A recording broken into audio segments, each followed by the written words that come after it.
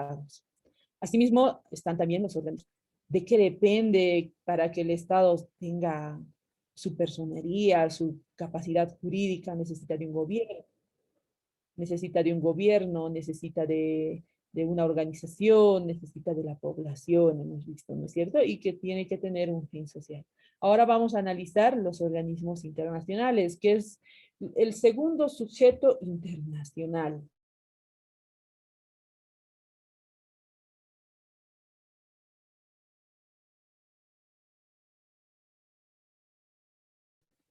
¿Qué son los organismos internacionales? Enteras de un Estado o nación, y que poseen una estructura orgánica permanente centrada en el cumplimiento de algún tipo de objetivo en torno al bienestar común. Entonces son aquellas asociaciones u organizaciones que tienen un objetivo y un fin común, dicen.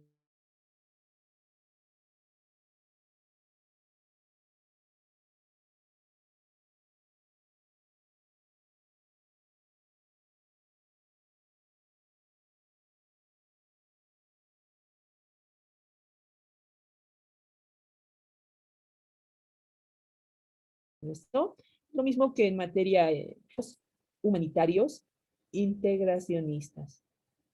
Se encuentran sujetos al derecho público internacional, poseen capacidad jurídica y en algunos casos capacidad autónoma de obrar.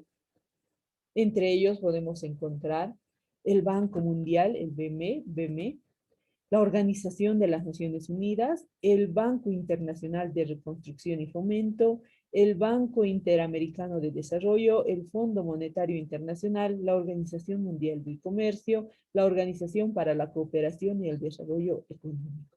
Son unas cuantas de las muchas organizaciones que existen en el mundo, organizaciones que tienen un objetivo y un fin común, quizá coadyuvar al crecimiento de los estados, evitar las catástrofes, tienen funciones específicas cada organización.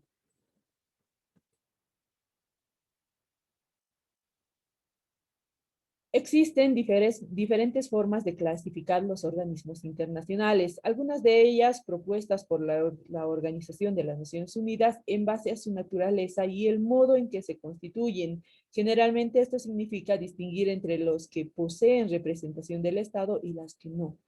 Del siguiente modo, existen dos tipos de organizaciones internacionales: las organizaciones internacionales gubernamentales y las organizaciones internacionales no gubernamentales.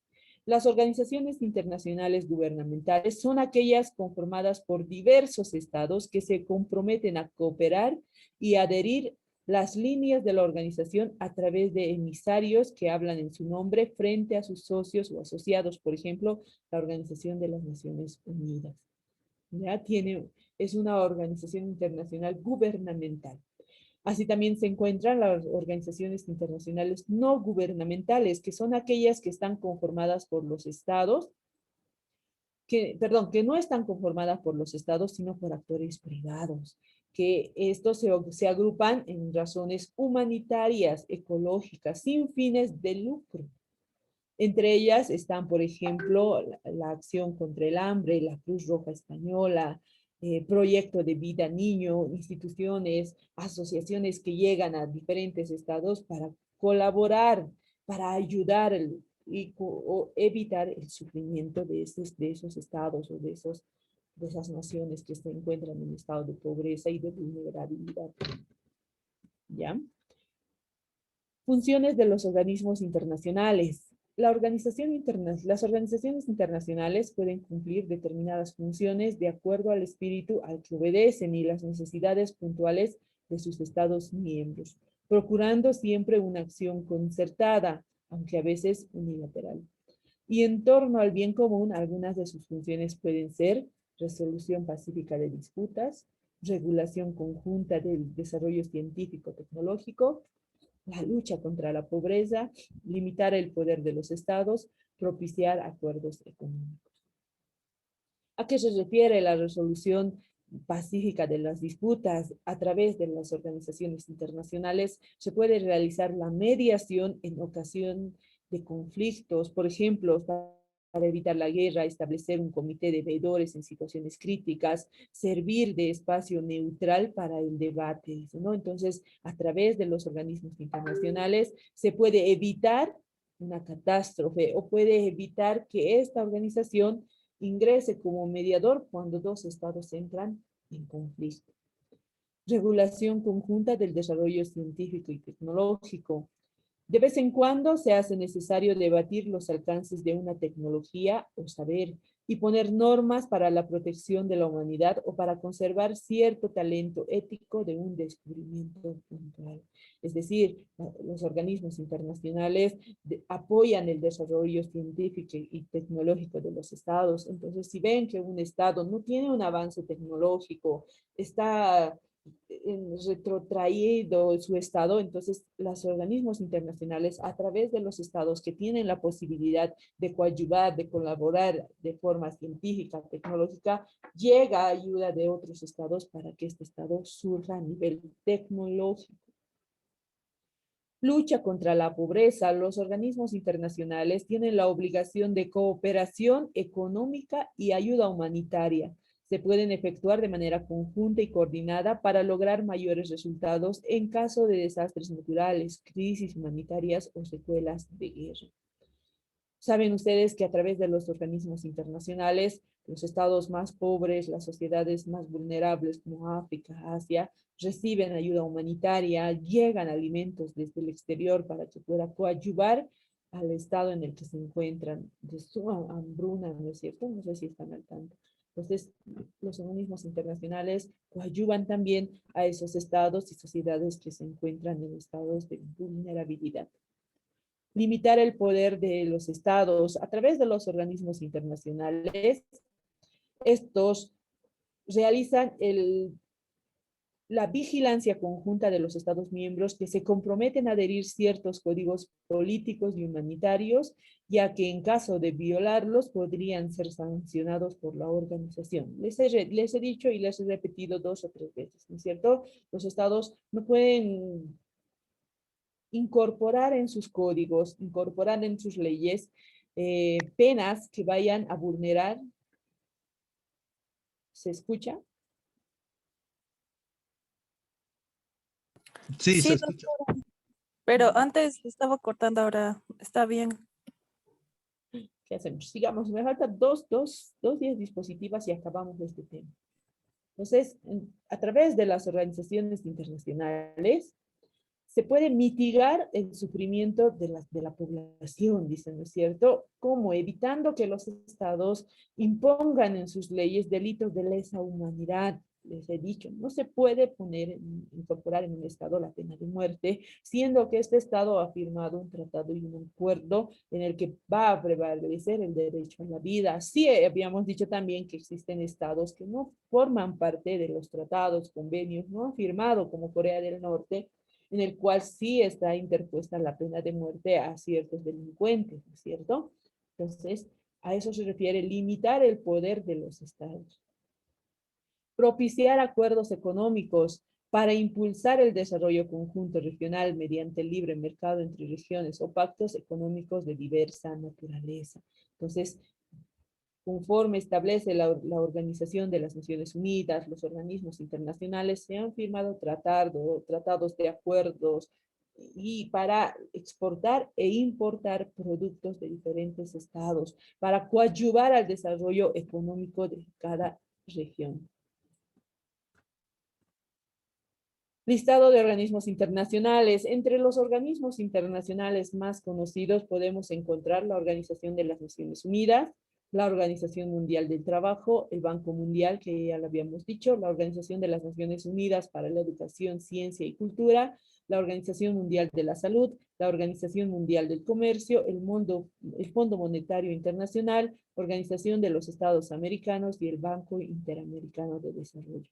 Cuando ha ocurrido el tema de la pandemia del COVID, ha habido una organización que se ha desenvuelto para buscar la vacuna, ¿no es cierto? Para buscar cómo podemos nosotros coadyuvar, colaborar a los estados para sacar una cura con respecto a esta pandemia. Entonces, a través de la Organización Mundial de la Salud, se ha convocado a todos los científicos, médicos, para que puedan buscar la cura al COVID.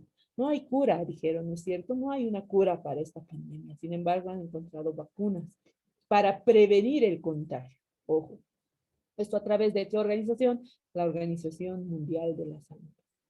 Entonces, estas organizaciones cumplen un rol indispensable, tienen un objetivo a nivel mundial, cumplir y coadyuvar a los estados que lo necesiten, dice, ¿no? Cuando ha sucedido la pandemia, todos, absolutamente todos los estados necesitaban colaboración y cooperación entre los estados. Entonces, todos los médicos, científicos, ingenieros incluso, se han ido a la Organización Mundial de la Salud a investigar, a averiguar cómo podemos nosotros colaborar para que esta pandemia baje su nivel de agresividad. ¿Ya? Estos son los organismos internacionales, segundo sujeto internacional importante del derecho internacional público. Y por último se encuentran las personas. Las personas son también sujetos del derecho internacional público. ¿Y qué son las personas? Ustedes ya saben, ¿qué son las personas? El concepto de persona.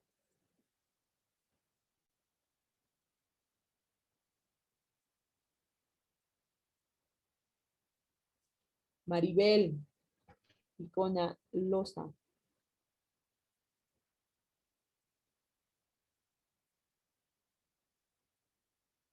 ¿Alguien? ¿Nadie se han dormido? Doctora. Doctora, Maribel, concepto de persona. para mí persona es un sujeto que tiene derechos y obligaciones a la vez, doctora.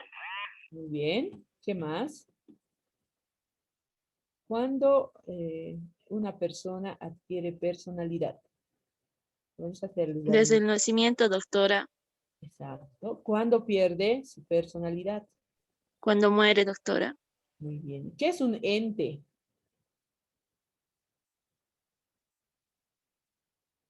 Les hago dar un examen. ¿Qué es una persona jurídica? Juan Ángel.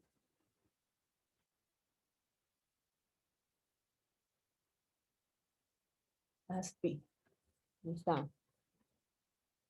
Edith. Doctora, la persona jurídica es aquel, puede ser una institución o una asociación. Muy bien, gracias, Edith. Entonces, ya está plenamente establecido qué es el concepto de persona, ¿no es cierto? Saben que ha nacido este concepto en la época romana, cuando se estaba establecido el personae, ¿no? O sea, a raíz de la época romana ha nacido el concepto de persona. Persona es toda ente capaz de obrar, que adquiere derechos y tiene obligaciones. A nivel internacional, el individuo es un sujeto pasivo de derecho internacional, ya que solo recibe de él derechos y obligaciones. No puede ser sujeto de derecho internacional porque carece de capacidad para celebrar tratados y no tiene legitimación para acudir ante los tribunales internacionales para hacer valer sus derechos. Es decir, las personas son sujetos pasivos. No tiene capacidad de obrar a nivel internacional. No puede ir cualquier persona, también les dije, no puede ir un ciudadano común a firmar y celebrar tratados y convenios internacionales, ¿no es cierto? Esto sí forma parte de un Estado, las personas, pero no tienen capacidad jurídica internacional. El individuo como sujetos de deberes internacionales, es importante tener en cuenta que el individuo puede ser responsable internacionalmente cuando viola normas fundamentales de derecho internacional.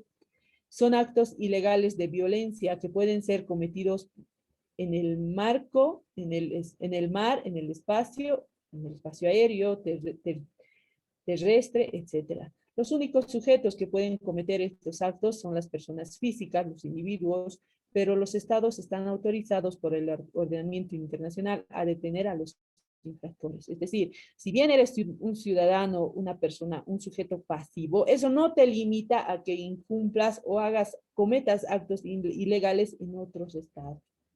Si un ciudadano argentino viene al territorio boliviano y pisa la bandera boliviana, este es un delito. Entonces, el derecho internacional no les restringe al Estado sancionar al infractor. No les restringe. El hecho de ser un sujeto pasivo no le limita de tener derechos y obligaciones con respecto a otros estados. El individuo como sujeto del derecho internacional. La reparación de las violaciones de los derechos humanos hace gran énfasis en la necesidad de que exista un derecho internacional para individuos con principios de justicia similares a los del derecho internacional, a los que el derecho internacional le ha aplicado a los estados a lo largo del tiempo. El individuo tiene la personalidad internacional pasiva, les dije, ¿no es cierto?, reconocido en los principios del juicio de Nürnberg, haciendo al individuo susceptible de castigo según el derecho internacional general. Además, si se observa el sistema normativo internacional, podemos determinar que la persona física es beneficiaria de muchos derechos que le otorgan las normas internacionales. Por ejemplo, la Declaración Universal de los Derechos Humanos, en lo que se refiere a la protección de los derechos del hombre y de salvaguardar sus intereses económicos. Puede comprobarse que los individuos pueden recurrir a la jurisdicción internacional sin tener que solicitar a los estados, en caso de que el individuo considere que su derecho haya sido vulnerado. ¿No es cierto? Lo que está ocurriendo hoy en día con la expresidenta Yanine Áñez, está recurriendo a los organismos internacionales para que a través de estos el Estado pueda otorgarle su libertad. No te limita a tener derechos y obligaciones ser un sujeto pasivo. Si consideras que el Estado está agrediendo tus normas, está siendo injusto a tus derechos, entonces uno puede apersonarse a los organismos internacionales. Ha habido también, esto ha surgido a través del juicio de Nürnberg. Vamos a organizar una salida académica con los del curso, espero tener la colaboración de unos cuantos, para poder ir a ver esta película que es sumamente interesante, el juicio de Nürnberg. Y no sé, de aquí a unos... ¿En qué fecha quieren salir a ver esa película? ¿Mayo? Es muy bonita esa película, muy bonita. Doctora, Juan, ahorita recién respondes, ya hemos pasado el tema. no, doctora, Juan, justo salí en un momento y he escuchado mi nombre.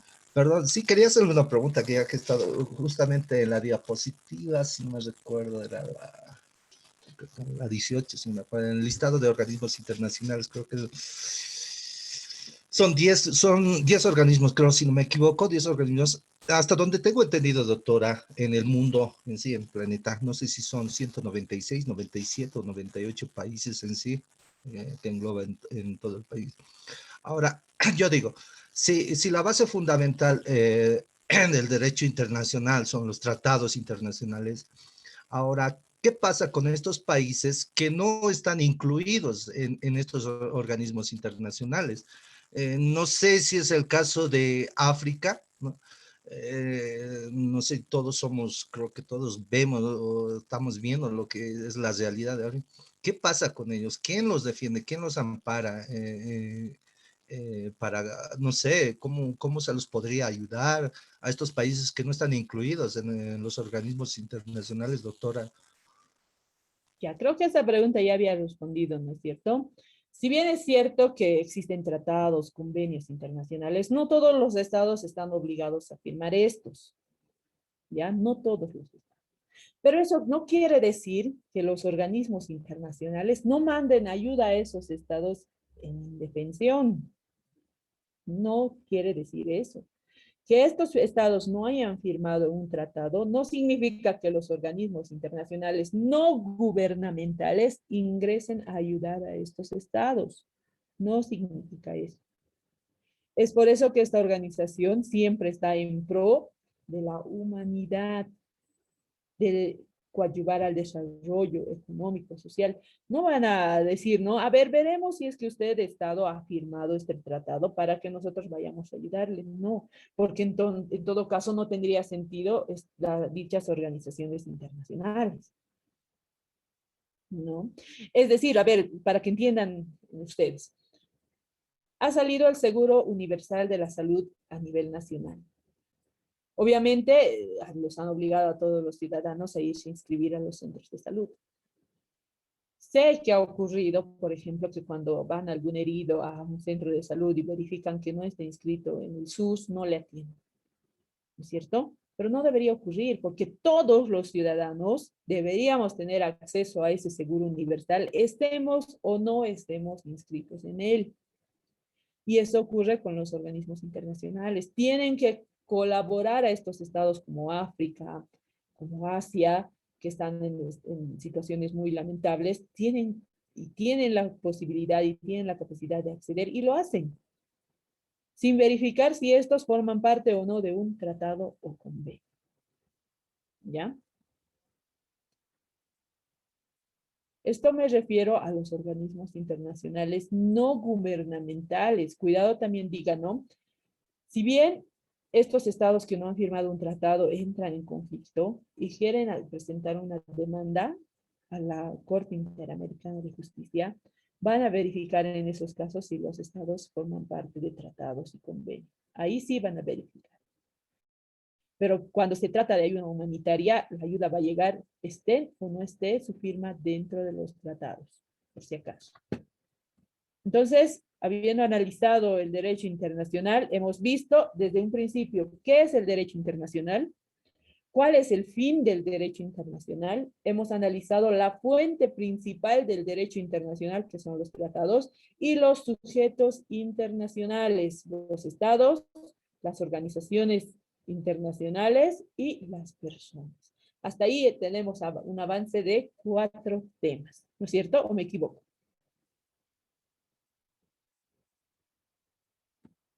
Sí, son 4 temas. Como el internet está un poco inestable, me hubiera gustado empezar ya el tema 5. Vamos a quedar hasta aquí y retomamos el día lunes. ¿Está bien? Está bien, doctora.